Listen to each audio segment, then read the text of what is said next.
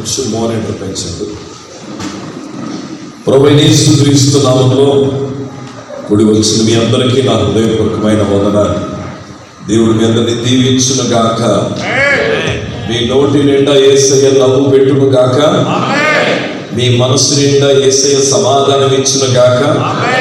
మీ ఒంటి నిండా యేసయ్య ఆరోగ్యం ఇచ్చును గాక. మరొకసారి దాస్ గారిని బట్టి నేను ప్రభుని స్తుతిస్తున్నాను. నిజంగా మంచి లీడర్షిప్ క్వాలిటీ ఉంది ఆయనలో. నేను చాలా మందిని చూసి చాలా ప్రాంతాలు తిరిగి ఉన్నాం. దేవుడు మంచి నాయకత్వపు లక్షణాలు ఇచ్చారు. దేవుడు వారిని ఇంకా బహుగా దీవించి ఆశీర్వదించును గాక. ఎవరు అభినందించండి. మనం కష్టపడేవారిని మనం అభినందించాలి. సాధారణంగా మనిషికున్న స్వభావం ఏంటంటే, నాకు లేదు అనే బాధ కంటే ఆడికి వచ్చేసిందని ఏడుపు ఎక్కువ. మనం అలా ఉండకూడదండి. నాకంటే ఎదుటోడే బాగుండాలని మనం కోరుకోవాలి. అదే యేసయ్య మనకి నేర్పారు. దాస్ గారు వెనకాల ఉన్నటువంటి పీటర్ గారు కానీ, సంఘం కానీ, ఇంకా దైవజనులు కానీ, ప్రతి ఒక్కరిని బట్టి నేను ప్రభుని స్తుతిస్తున్నాను. మేము అడుగుపెట్టిన రోజు నుంచి చాలా ప్రేమని స్థలంలో మేము పొందుకున్నాం. తెలుగు వాళ్ళు అనిపించుకున్నారు. మీ అందరినీ నేను చాలా అభినందిస్తున్నాను. అలాగే మీరు అనేకులకి చెప్పాలి అని చెప్పాం. మరి మీరు చాలామందికి చెప్పారని అనుకుంటున్నాం. లేకుండా మీరు చెప్పకుండానే మనం వచ్చేసారేమో నాకు తెలియదు. కానీ ఈరోజు దేవుడు అనేకుల్ని నడిపించాడు. హల్లెలూయా.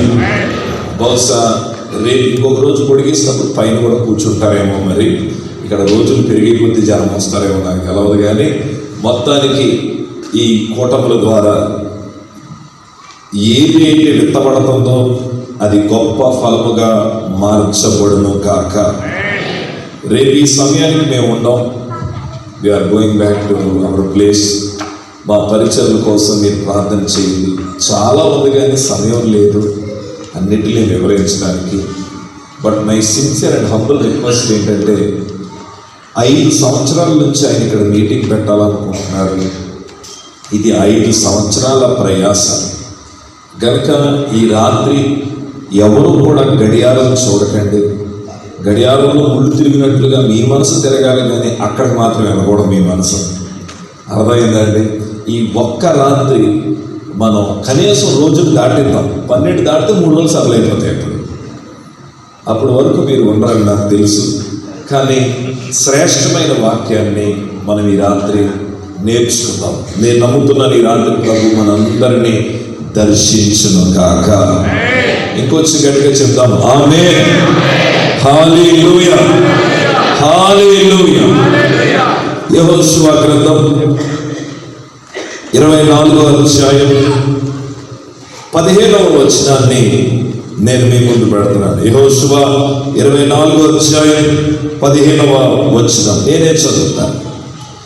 యెహోవాను సేవించుట మీ దృష్టికి కీడని తోచిన ఎడల మీరు ఎవరిని సేవించదరో, నది అద్దరన మీ పితరులు సేవించిన దేవతలను మీరు సేవించదరో, అమ్మోనీయుల దేశమును మీరు నివసించుచున్నారే వారి దేవతలను సేవించదరో, నేడు మీరు కోరుకొనండి. మీరెవరిని సేవింపగోరినను నేనును నా ఇంటి వారును యెహోవానే సేవించదమనెను. హల్లెలూయా. ప్రియమైన వారు, బహుశా ఈ వాక్యము ఇక్కడ ఉన్న వారందరికీ తెలుసు. అందరికీ బాగా పరిచయమైన మాట ఏంటంటే, నేనును నా ఇంటి వారును యెహోవానే సేవించను. చాలా మందికి ఈ మాట ముందేముందో, ఈ మాట తర్వాత ఏముందో చాలా మందికి తెలియదు. బైబిల్ గ్రంథంలో యెహోషువ అనే ఒక భక్తుడు ఉన్నాడు. ఈయన 110 సంవత్సరాలు బ్రతికాడు. He won 13 battles. 13 యుద్ధాలు, 13 రాజ్యాల పైన యెహోషువ విజయాన్ని సాధించాడు. 110 సంవత్సరాలు బ్రతికాడు. 13 రాజ్యాల పైన విజయాన్ని సాధించాడు. ఆయన జీవితాన్ని కనుక మనం చూస్తే, సూర్యుడు ఆ గిబియోనులో ఆగిపోతే సూర్యుడు గిబియోనులో ఆగిపోయాడు. మోషే తర్వాత ఇశ్రాయేలుని నడిపించినటువంటి ఒక గొప్ప నాయకుడు ఎవరంటే జాషువా, యెహోషువ. ఆయన చేసిన one of the beautiful message. ఇది బ్యూటిఫుల్ మెసేజ్ కాదు, it's a life changing message. ఈ ప్రసంగం ఆయన చేస్తున్నప్పుడు సుమారు ఆయన వయసు ఎంతంటే 110 సంవత్సరాలు. ఈ వాక్యం చెప్పిన తర్వాత యెహోషువ చనిపోయాడు. ఆయన చేసిన ప్రసంగాల్లో చిట్ట చివరి ప్రసంగం ఇదే. ఈ వాక్యము చెప్పిన కొద్ది కాలానికి యెహోషువ ప్రభు సన్నిధికి చేరిపోయాడు. ఆ రోజు ఆయన చెప్పిన ఆ వాక్యాన్ని ఈ చివరి రాత్రి నేను మీకు చెప్పాలని ఆశపడుతున్నాను. యెహోషువ ఇంచుమించు 110 సంవత్సరాల వయసులో నిండు వృద్ధాప్యంలో ఇశ్రాయేలు 12 గోత్రాలు. నా మాట మీరు వినాలి. గోత్రం అంటే కుటుంబం. ఒక్కొక్క గోత్రంలో ఉన్న ఒక్కొక్క పెద్దని పిలిచాడు. 12 గోత్రాలు ఉన్న పెద్దలందరూ నిలబడ్డారు. ఈయన ఒక గోత్రం, ఈయన నిలబడ్డాడు. ఆ గోత్రాల్లో ఉన్న పెద్దలందరూ నిలబెట్టి ఏమంటున్నాడంటే, మీకు అమ్మోనీయుల దేవత కావాలా, యెహోవా కావాలా, నేడే మీరు కోరుకోండి. మళ్ళీ చెప్తున్నాను, మీకు అమ్మోనీయుల దేవత కావాలా, యెహోవా కావాలా, నేడే మీరు కోరుకోండి. కోరుకోండి అంటే అర్థం ఏంటో తెలుసా? అందులో ఏ విధమైన బలవంతమో. ఈరోజు కొంతమంది ఇలా అంటున్నారు, ముఖ్యంగా మీ కర్ణాటకలో. నేను నిజం చెప్తున్నాను, మీరు సో ఫార్ ఎలా చెప్పాలి, మీరు చాలా 100 రెట్లు క్షేమంగా ఉన్నారు. మరి ముఖ్యంగా ఆంధ్రప్రదేశ్లో చాలా వ్యతిరేకతలు ఉన్నాయి క్రైస్తవ్యానికి. నార్త్ ఇండియాలో చాలా వ్యతిరేకతలు ఉన్నాయి క్రైస్తవ్యానికి. ఎక్కువ మంది మాట్లాడేది ఏంటంటే, ఒరే వీళ్ళు మతం మార్చేస్తున్నారా, వీళ్ళు మతం మార్చేస్తారు, లేదా ఇంకేదో చేసేస్తున్నారని. కొంతమంది అంటారు వీళ్ళు బలవంతపు మత మార్పిడి చేస్తున్నారు. మీలో ఎంతమందికి తెలుసు? బైబిల్ గ్రంథంలో దేవుడు ఎవరిని ఎప్పుడు బలవంతము చేయలేదు. యెహోషువ అంటున్నాడు, మీకు అమ్మోనీయుల దేవత కావాలా, అది ఇవ్వండి. ఒకవేళ యెహోవా కావాలా, కమ్ దిస్ సైడ్. మీకు అమ్మోనీయుల దేవత కావాలా, యెహోవా కావాలా, నేడే మీరు కోరుకోండి. మళ్ళీ చెప్తున్నాను, అందులో ఏం లేదంటే బలవంతము లేదు. Make right decision. ఒక సరైన నిర్ణయం తీసుకోండి. మీకు ఎవరు కావాలి? అప్పుడు ఆ ప్రజలు అన్నారంట, మాకు యెహోవాయే కావాలి. అప్పుడు వెంటనే యెహోషువ అంటున్నాడు, మీరు ఎవరిని కోరుకున్నా సరే, నా నిర్ణయం ఏంటంటే నేనే కాదు, నా తరతరాలు కూడా యెహోవాని సేవిస్తాం. యెహోషువ తన యొక్క నిర్ణయాన్ని తెలియజేశాడు. ప్రియమైన వాళ్ళ మాట మీరు గమనించాలి. మీలో ఎంతమంది నమ్ముతున్నారు? మనం తీసుకునే నిర్ణయాలే మన జీవితాన్ని తిరగరాస్తాయి. మన జీవితంలో మనం ఏది పొందుకోవాలన్నా అది మనం తీసుకునే నిర్ణయంలోనే ఉంది. దేవుడు ఎప్పుడు మన మధ్యన రెండూ పెడతాడు. అందుకే మోషే ఏమన్నాడు? నేడు మీ మధ్యన దీవెన ఉంది, నేడు మీ మధ్యన ఏముంది? శాపం ఉంది. దీవెన కావాలా, శాపం కావాలా, మీరే పడుకోండి. యేసు ప్రభువు వారు చెప్పిన మాట, మీ మధ్యన ఇరుకు మార్గం ఉంది, మీ మధ్యన ఏ మార్గం ఉంది? విశాల మార్గం ఉంది. ఏ మార్గంలో నడవాలో మీ ఇష్టం. ఏదైనా తోటలో మీలో ఎంతమంది గుర్తుంది? ఏదైనా తోటలో దేవుడు చెప్పిన మాట ఏంటంటే, కనిపించే పళ్ళన్నీ తినండి, ఆ పండు మాత్రం మీరు తినద్దు అని చెప్పాడు. కానీ తినాలా వద్దనేది ఎవరి చేతిలో ఉంది? మీలో ఎంతమందికి అర్థమవుతుంది? మనం తీసుకునే నిర్ణయాలే మన జీవితాన్ని ముందుకు నడిపిస్తాయి. అందుకే యెహోషువ మాట్లాడుతున్నాడు, మీకు అమ్మోనీయుల దేవత కావాలంటే అటువైపు వెళ్ళండి, యెహోవా కావాలంటే ఇటువైపు నిలబడండి. ఏది కావాలో నేడే. నేడే అంటే మీకు తెలుసా, నేడే అనేది చాలా విలువైంది. అందుకే పౌలు ఇలా అన్నాడు, నేడే రక్షణ. నేడే అంటే దాని అర్థం ఏంటంటే, బాబు వాయిదాలు ఇయ్యకరా, నేడే చూడండి అన్నారు కదా. నేడే కొనండి, నేడే వెళ్ళండి. నేడే వెళ్ళండి అంటే అర్థం ఏంటంటే, బాబు వాయిదాలు వేయక, this is the right time. ఇప్పుడు యెహోషువ మాట్లాడుతున్నాడు, నేడే మీరు కోరుకోండి. కోరుకోండి అంటే మళ్ళీ మళ్ళీ చెప్తున్నాను, అందులో ఏ విధమైన బలవంతమో లేదు. నీకు అమ్మోనియల దేవత కావాలా, యెహోవా కావాలా? విచిత్రం ఏంటంటే, కొంచెం ఎవరైనా బైబిల్ పండితులు ఉంటే నా మాట మీకు ఇంకా బాగా అర్థం అవుద్ది. ఈ మాట ఆయన ఐగుప్తీయులకు చెప్పుకుంటే బాగుండేది, ఈ మాట కానానీయులకు చెప్పుకుంటే బాగుండేది, ఈ మాట లేదంటే యోబుసీయులకి ఫిలిస్తీయులకి చెప్పుకుంటే బాగుండేది. ఈ మాట ఎవరు చెప్తున్నాడు తెలిసిన? తన ప్రజలైన ఇశ్రాయేలుకి చెప్తున్నాడు. ఎందుకనగా వారు దేవుడితో ఉన్నామనుకుంటున్నారు, కానీ వారు దేవుడిని విడిచిపెట్టేశారు. అందుకనే యోషువ మాట్లాడుతున్నాడు, నేడే మీరు కోరుకోండి. మీలో ఎంతమంది నమ్ముతున్నారు దేవుడు మనకి జ్ఞానం ఇచ్చాడు అని? ఎంతమంది నమ్ముతున్నారు? దేవుడు మనకి జ్ఞానం ఇచ్చాడా? పురుషులన్నా లేటుగా ఎత్తచ్చు, కానీ స్త్రీలు లేటుగా ఎత్తకూడదు. మీరు జ్ఞానానికే అంబాసిడర్ ఉంది కదా. 100 రూపాయలు ఇస్తే మా ఆంధ్రాలో 100 రూపాయలు ఇస్తే ఆవిడ వారం రోజులు నడిపేస్తుంది ఇంటిని. అసలు ఆ మేనేజ్మెంట్ స్కిల్స్ స్త్రీలకే ఉంటాయి. మనందరికీ దేవుడు జ్ఞానం ఇచ్చాడు. ఎందుకు ఇచ్చాడు జ్ఞానం? ఎవరన్నా చెప్పగలరా? దేవుడు మీకు నాకు మనందరికీ ఎందుకు జ్ఞానం ఇచ్చాడంటే, మన జీవితంలో మనం సరి అయిన ఎంపికలు చేసుకోవడానికి. దేవుడు మనకు ఎందుకు జ్ఞానం ఇచ్చాడంటే, టు మేక్ రైట్ డెసిషన్స్. దేవుడు నీకు ఎందుకు జ్ఞానం ఇచ్చాడంటే, నువ్వు సరి అయిన నిర్ణయాలు తీసుకోవడానికి దేవుడు జ్ఞానం ఇచ్చాడు. ఉదాహరణకి ఒక పిచ్చుకొక్కకి, లేదా మామూలు కుక్కకి iPhone 17 Pro లేదా 16 Pro ఇచ్చామనుకుని ఏం చేస్తుంది? 4తో నాకి వదిలేదు. అదే కూడా ఒక తమ్ముడికి ఇవ్వండి, ఆ ఫోన్ కనిపెట్టినోడు కూడా తెలియని కొత్త విషయం చెప్తాడు. ఎందుకంటే వాడికి ఆ జ్ఞానం ఉంది.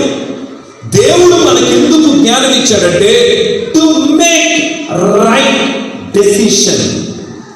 నా మాటలు మీరు చూడాలి, అందరూ మీరు నా వైపు చూడాలి. 6 అడుగులు 3 అంగుళాలు ఎత్తున్నాను, మీరు తలాంటి తిప్పకండి, మీరు నన్నే చూడండి, ఓకేనా? ఈరోజు నేనే సెంటర్, యేసు ప్రభు వాయిసే మెయిన్. హల్లెలూయా, హల్లెలూయా. మీలో ఎంతమంది నమ్ముతున్నారు? కొన్నిసార్లు మీరు ఎప్పుడైనా అనిపించిందా, నా నిర్ణయాల వల్లేరా బాబు ఇదంతా జరుగుతుందని? కొన్నిసార్లు మన నిర్ణయాలు తప్పు అని ఎవరైనా చెప్పారనుకోండి, మనం ఒప్పుకుంటామా? ఒప్పుకుంటామా? అస్సలు ఒప్పుకోం. ఉదాహరణకి అనుకుందాం, కొంతసేపు ఆ చెల్లి అందమాట, నేను ఆ అబ్బాయినే పెళ్లి చేసుకోవాలనుకుంటున్నాను అంది. ఆ ఊరిలో అందరూ ఇలా అన్నారమ్మా, ఆ అబ్బాయి మంచోడు కాదంటే వాడికి అలవాట్లు ఉన్నాయంట కదా, ఆడంత మంచోడు కాదంటే నేను బాగా చూసుకున్నట్టు ఈ చెల్లి ఏముంటుంది, నా కళ్ళతో చూడండి ఒకసారి అంటే కదా. ఒకవేళ మేబీ ఆ ఊరంతా సరే, ఆ ఊరంతా వద్దు అంటే మేబీ ఆమె అనుకుంటుంది, నో, మీరు ఏమైనా చెప్పండి, వాడు అందరి దృష్టిలో వేరు, నా దృష్టిలో వేరు. Okay, finally done, you got married, పెళ్ళైపోయింది. పెళ్ళైపోయిన తర్వాత వాడు టార్చర్ పెడతాడు, చూసారా? చిత్త కొడతాడు, నాన్న తిట్లు తిడతాడు. ఈ తిట్లన్నీ తిడుతున్నప్పుడు ఆ చెల్లికి ఏమనిపిస్తుంది తెలిసిన? ఆ రోజు నేను ఇన్ని చేసుకోకుండా ఉంటే అంత బాగుండేదో. ఇప్పుడు నా ప్రశ్న, ఆ చెల్లికి తన నిర్ణయం తప్పు అని ఎప్పుడు తెలిసిందంటే, ప్రపంచమంతా తప్పు అని చెప్పినా తను ఒప్పుకోలేదు, కానీ తన నిర్ణయం తప్పు అని తనకి ఎప్పుడు అర్థమైందంటే, తన లోపల ఒక రిపెంటెన్స్ అంటారు, దాన్ని తెలుగులో పశ్చాత్తాపం. ఒరే నువ్వు తాగద్దురా అన్నారు అనుకోండి, ఏమన్నా తెలిసిన? ఏం చెప్తున్నావా, 40 years నుంచి తాగుతున్నా, బరాబర్ మంచి స్ట్రాంగ్గా ఉన్నాను అంటాడు. కానీ ఒకరోజు డాక్టర్ అంటాడు, బాబు నీకు ఊపిరాడటం లేదా, నీ గుండెకెళ్ళే 3 గొట్టాలు 2.5 గొట్టాలు మూసుకుపోయినాయి అంటాడు. వెంటనే వాడు అనుకుంటాడు, పాస్టర్ గారు గుండెల మీద చేపెట్టి ప్రార్థన చేయండి, నా గొట్టాలు ఓపెన్ అయిపోతే నేను దేవుడికి సాక్షి అయిపోతాను అంటాడు. మరి ఎప్పుడు తెలిసింది తాగడం తప్పనంటే, వాడిలో ఏమొచ్చింది చెప్పండి? పశ్చాత్తాపం. ఈ రాత్రి నేను మీతో చెప్తున్నాను, కొన్నిసార్లు మన నిర్ణయాలు తప్పైతే కనుక మనం దాన్ని వెంటనే జీర్ణించుకోలేము. మరొక మాట చెప్తున్నాను, ఒకవేళ ఈ రాత్రి ఇక్కడ కూర్చున్న వాళ్ళు వేరే వేరే పరిస్థితులు ఎవరైనా కూర్చున్నారేమో, maybe financial, mentally, physically, spiritually up and డౌన్స్లో ఎవరైనా ఉంటే, మై హంబుల్ రిక్వెస్ట్, మీకు ఎప్పుడైనా అనిపించిందా, నా నిర్ణయాలు సరిగ్గా లేకపోవడం వలనే మేబీ ఈరోజు నా జీవితంలో ఇవన్నీ జరుగుతున్నాయేమో? చూడండి, నిర్ణయం అనేది ఒక విత్తనము లాంటిది. మిమ్మల్ని మాట్లాడగలనుకుంటున్నాను. నా తెలుగు మీకు ఖచ్చితంగా అర్థం. మోకాళ్ళ మీదకి వచ్చిన వాళ్ళు బట్టి వందనాలు, పర్వాలేదు. నిలబడితే నిలబడండి, మ్యాక్సిమం మోకరించగలిగితే మోకరించండి, లేకపోతే నిలబడండి. కానీ ఒక మంచి నిర్ణయం తీసుకోండి. 2 చేతులు జోడించండి, కన్నులు మూసుకోండి, ఇంకెవరి వైపు చూడద్దండి, అసలు ఎవరి వైపు చూడద్దండి. ఒక మంచి నిర్ణయం తీసుకోండి. Make right decision. ఒక మంచి నిర్ణయం తీసుకోండి. Thank you Jesus. ఒక్కడ కూడా కళ్ళు తెరవద్దండి, ఎవరో కళ్ళు తెరవద్దండి. మనస్ఫూర్తిగా చెప్పారా, దేవుడితోని నిర్ణయం, దేవుడితోని నిర్ణయం, పరిస్థితుల్లోని నిర్ణయం ఈ రాత్రి సరిచేయబడాలి. అయ్యా, నేను మంచి నిర్ణయం తీసుకుంటానయ్యా, ఒక మంచి నిర్ణయం నేను తీసుకుంటాను. ఇంక ఇక్కడ బాప్తిసం పొందలేని ఎవరు వస్తున్నారు? అప్పుడు చెల్లి మంచి నిర్ణయం తీసుకోరా. Make a right decision without any doubt. సందేహం లేకుండా ఒక మంచి నిర్ణయం తీసుకో. Thank you Jesus. నీ అడుగు జాడలో నడవాలని, నీ అడుగు జాడలో నడవాలని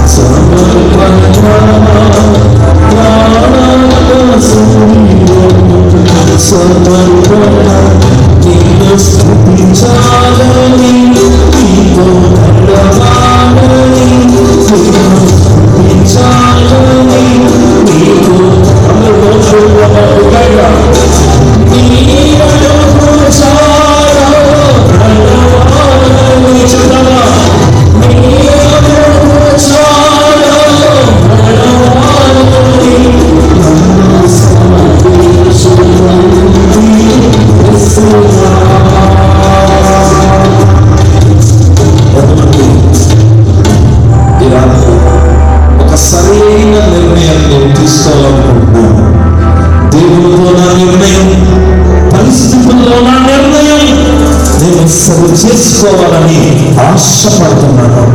నా నిర్ణయం నా గతాన్ని, నా ప్రస్తుతాన్ని, నా భవిష్యత్తును కూడా మార్చగలదు. నేను నమ్ముతున్నాను అన్నవారు నీ కుర్చీ ఆకాశం వైపు చూపిస్తావా? అయితే కుర్చీ పైకెక్కిన వారు తలను పైకెత్తి మాట చెప్తారా?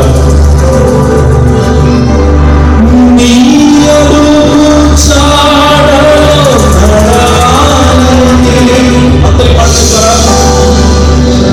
నీ అడుగు చాడలో ఇంకొంచెం దగ్గరగా నీ అడుగు చాడలో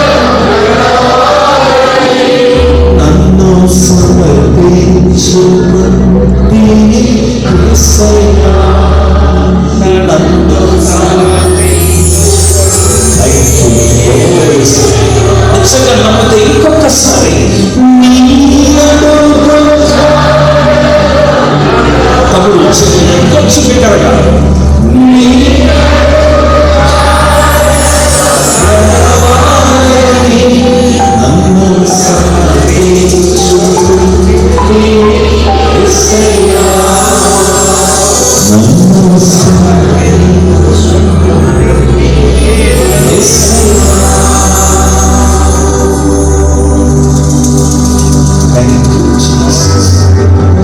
రక్షణ పొందలేని వారు, బాప్తిసం పొందలేని వారు మాత్రం మీ కుడి చేతిని ఆకాశం వైపు చూపించండి. నేను మీ కొరకు ప్రార్థన చేస్తాను.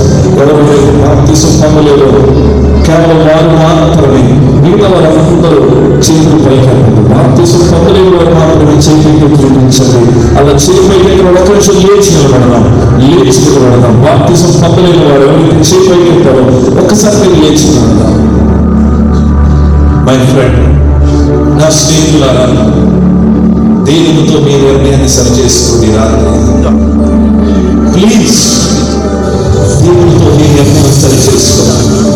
దేవా, ఇప్పటి వరకు నా జీవితంలో నేను ఎన్నో నిర్ణయాలు తీసుకున్నాను, కానీ ఈ రాత్రి నేను ఒక మంచి నిర్ణయం తీసుకోవాలనుకుంటున్నాను. నీతో నా నిర్ణయం నేను సరి చేసుకున్నాను. Thank you Jesus. హల్లెలూయా. ఆయా స్థలాల్లో నిలబడిన వారు ఒక్క నిమిషం మీరు వీలైతే ఇక్కడికి రండి. నా చేతి నుంచి నేను మీ కొరకు ప్రార్థన చేస్తాను. పరుగు ఈ స్థలంలోకి రండి. నా చేతి నుంచి నేను మీ కొరకు ప్రార్థన చేస్తాను. ఈ ఫ్రంట్ లైన్లోకి రండి. ఆయా స్థలాల్లో ఉన్నారు. మీరు నేను ఇష్టపడితే ఈ స్థలంలోకి రండి. ఇక్కడికి రండి. ఇక్కడికి రండి. ఈ స్థలంలోకి రండి. రక్షణ లేని ఈశ్వరత్వం నేను కడగబడాలి. బాప్తిసం లేని మీరు వచ్చి అవకాశం పెట్టండి. ఆ స్థలం ఎవరైనా ఉంటే ఈ స్థలంలోనికి రావాలి. ఒక్కరు కూడా ఎవరు బయటకు వెళ్ళదు. నేను నా మీద చెప్పేవాళ్ళు ఎవరు వెళ్ళదు. రక్షణ గుంపులో చేరాలని ఆశపడితే ఈ స్థలంలోనికి రండి. రక్షణ గుంపులో చేరాలని ఆశపడితే ఈ స్థలంలోనికి రండి.